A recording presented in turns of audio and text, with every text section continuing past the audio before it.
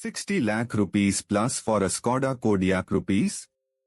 Yaar, bookings open on 22nd June, but trust me, this CBU price tag is going to make a lot of you scratch your heads compared to some seriously strong local players.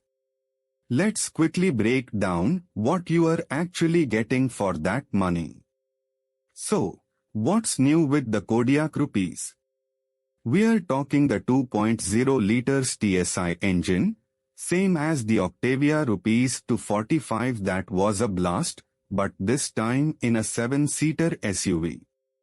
You get a solid 245 horsepower, 370 Newton meters of torque, paired with a smooth 7-speed DSG and Skoda's brilliant AWD system.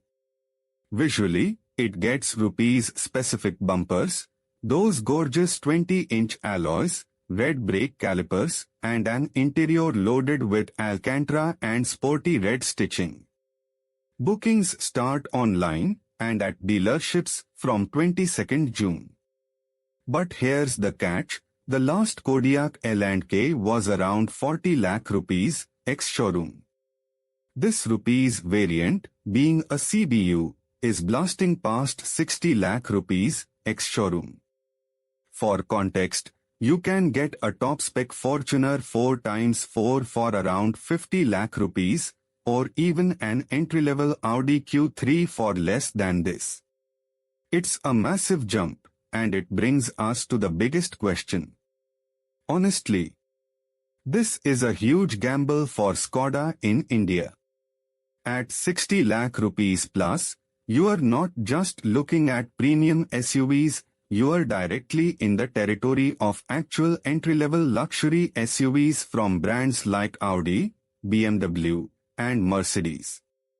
While the Kodiaq rupees is undoubtedly a brilliant piece of engineering, with fantastic driving dynamics and that powerful engine, its CBU price means it loses a lot of that value for money appeal Skoda usually nails.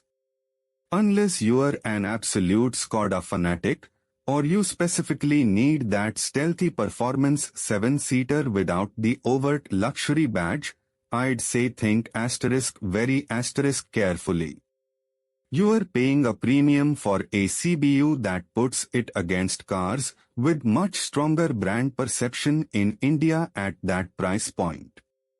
Given this price, would you still go for the Kodiaq rupees? Or would you consider a locally assembled premium SUV, or maybe even stretch for a